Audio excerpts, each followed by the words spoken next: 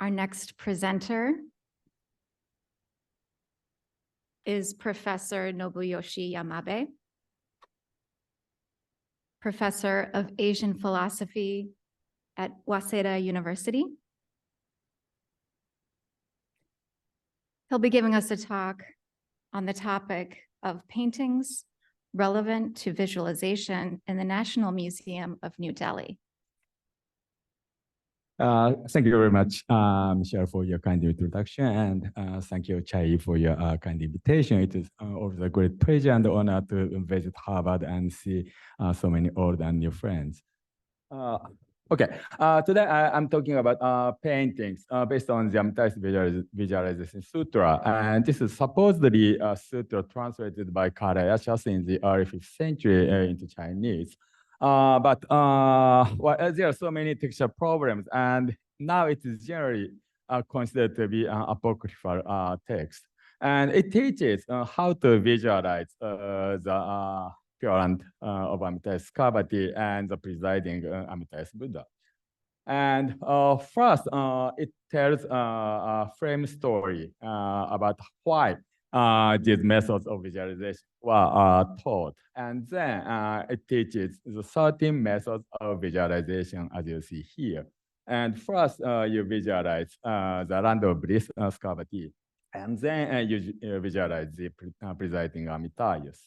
And finally, you visualize the 9 classes of rivers, as you see here. And there are so many studies on these paintings, and these are the relatively recent ones. And I've myself also published these papers already. But however, I haven't studied the paintings in the National Museum in New Delhi. So this is the first time to discuss those paintings in public. And based on my former study, my basic view is that in Dunhuang, or paintings regarding the paintings from Dunhuang, there are so many examples of these Guanjin Bianshan. And generally speaking, earlier paintings agree with the contents of the sutra nicely, but later paintings show so many deviations, and so there are many problematic elements. And this is one of the examples of early Guanjin Bianshan. The left side strip shows the 13 visualizations. The right side strip shows the frame story. And the content basically agrees with the content of the sutra. This is okay. Yeah. Okay, so these are my basic views. Yeah. And but concerning the Indian paintings, there are not many studies as far as I know, and these are the 2 main former studies.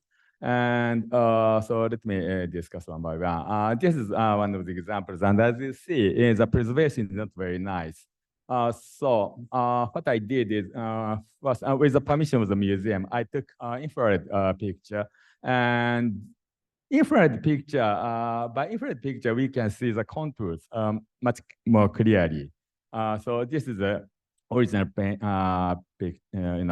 regular visual light picture, and this is the infrared picture, and we can see the content much more nicely. And however, in infrared picture, all the colors are lost, and the colors are also important clues for interpreting the content of the painting. So what I often do is combining both the infrared picture and visual light picture and adjust some coloring so that we can see the scenes more clearly. And in this research image, we can observe that in the right-hand side, there's a man sitting in the house, and he has a can around his neck. And here is a standing woman who is probably Vaidehi, bringing food to the imprisoned Bimbisara, King Bimbisara. And this man is bowing. And this is sort of strange, but anyway, at least we can observe the content of the scene. Yeah. And we can see similar depictions of Kangs in other paintings. So this is definitely Kangs. And this is the restoration of the entire painting. And these are the contents I can observe based on my restored picture. And I don't have time to discuss all of these scenes, but at the bottom, we can see this scene. And this is the bottom scene. It's not quite clear even in my restoration, but here's a mounted person. This is probably I just shutter. And apparently there are two persons here. And then the top part. And here's the problem with this scene. Apparently, a man is in a watchtower on the city wall, and this man is flying away from this tower on a cloud. And I think it's impossible to explain this scene based on the Amethyst Visualization Sutra. And my suspicion is something from some other story was erroneously introduced into this Guanjin Bianshan, but I can't pinpoint the source. So if you have any suggestion, I would appreciate it. And then this is a visualization portion, and you can see these scenes. Yeah, and so this is a relationship between the original sutra and the painting we have seen. And as you see, they don't agree very nicely. And this is another example. This is much better, but also I took infrared and okay. So this is my restoration, and you can see these scenes. Yeah, and so this is a frame story, and then these are the visualization methods, etc. Yeah, and so this is a correspondence. Again, they don't agree very nicely with source text.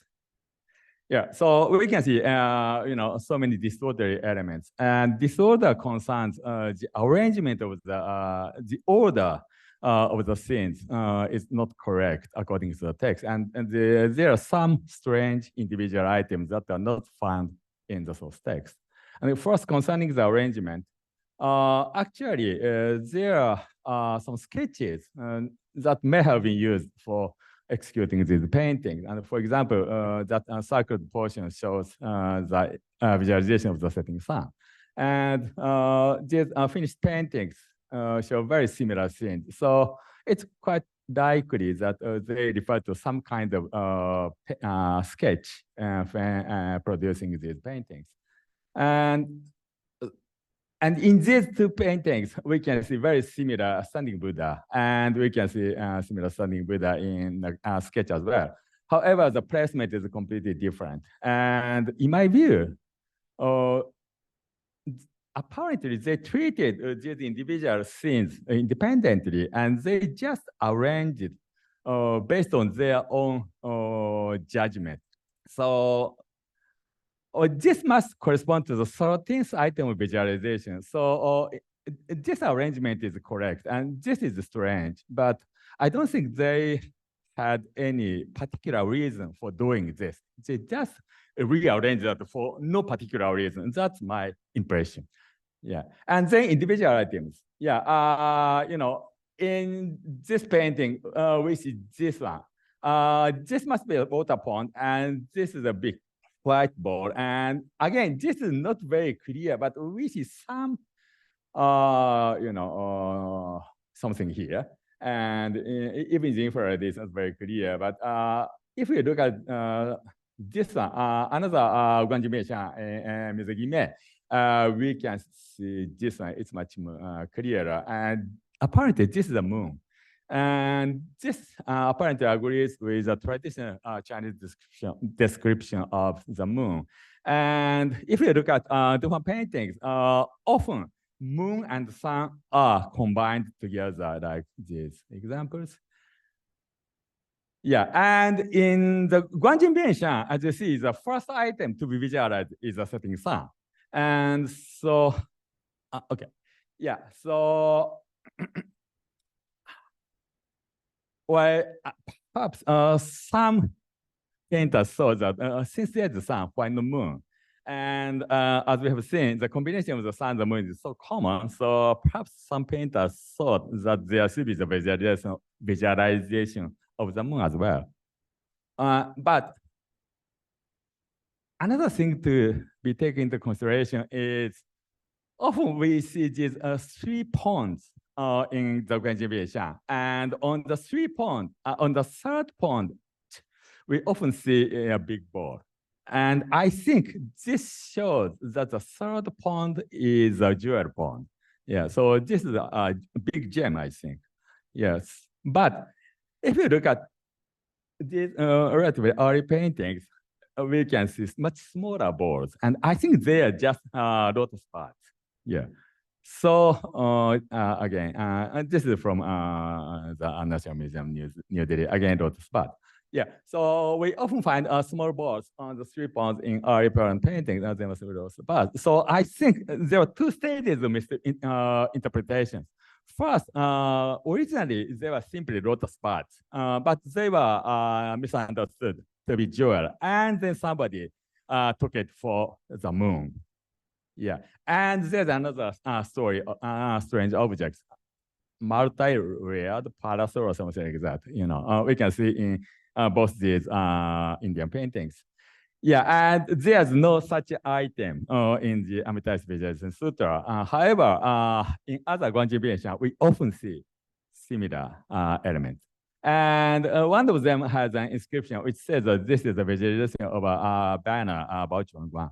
And in the sketch, even in the sketches also, we can find something similar. And in the Middle Jinbian also, we can find very similar so-called chuang or parasols. Yeah. And if we look at really early examples, we can see these images. And these are netted trees. Jewel tree in paradise covered with pearl nets. And this agrees with the sutra description. But sometimes these trees are represented so unnaturally, so they don't really look like trees. So I think it's quite possible that somebody mistook it as multi-layered parasols or baochuan. Yeah, and this is another example in the National Museum, New Delhi. And this also should be tree, but very much look like something else. Yeah, and then the remaining problem is that, you know, okay, we see banner or parasols, but we also see trees. Yeah. So the original tree image is still remaining, even though a tree is, according to my understanding, misinterpreted as a banner. Yeah. And but actually we see similar coexistence of the original image and the misinterpreted image, tree and banner, in other examples of Guanjin Bianshan. So this is actually a common phenomenon. Yeah, and this is another example, banner and trees. Yeah, so originally the same image sort of bifurcated into 2 different images. Yeah, and that kind of thing happens. Yeah, and this is another image.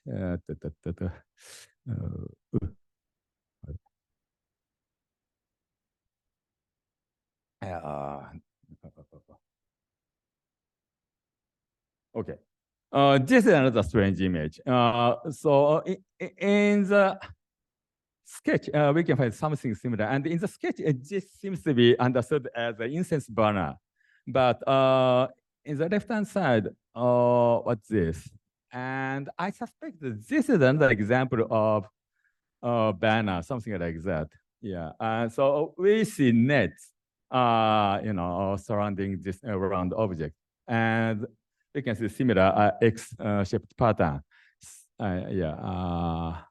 And here again, the cylindrical banner and tree coexist. But as we have seen, this is not really a problem. Yeah. So something like this. Yeah. And this is another strange image, burning gem on the lotus flower. And yeah. I suppose this is a combination of these 2 images. Yeah. And then this is another strange image, something like, you know, hexagonal pagoda with lotus petals underneath. And similar pagodas are found elsewhere in different paintings, but what I find strange is petals underneath. Yeah, and well, I don't have time to discuss the detail, but my suspicion is originally it was lotus seed, and as you can see, we can see petals. And for some reason, this was misinterpreted as flower vase. Yeah, and so these vases are standing on the surface of pond, but still they retain the petals underneath. Yeah, and then some quite often this vases are painted just next to a chapel. So I suspect that these two images were somehow combined. Yeah, and okay, I have to finish. Okay, what's this? This is Jesus Christ. Yeah, right. And this is a painting executed by 16th century Japanese painter. And it is quite amazing, I think, that in the 6th century, a Japanese person could do something like the completely Western style painting. And why was such a thing possible? Because he was trained by a Jesuit teacher. Yeah, otherwise, this is completely impossible.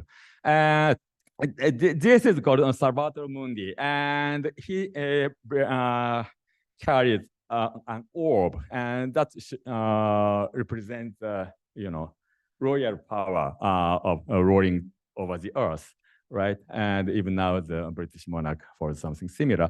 And so this Salvator Mundi is Jesus Christ shown in a kingly image. So it has symbolic meanings. And then in the 16th century, Catholic Church in Japan was quite successful. However, after that, Catholic Church received severe persecution. And so no Catholic missionary came from the Western countries. So the same image became like this. Because so without professional training, the tradition of religious painting easily falls apart. Yeah, and I suspect that something similar was happening in Dunhuang as well.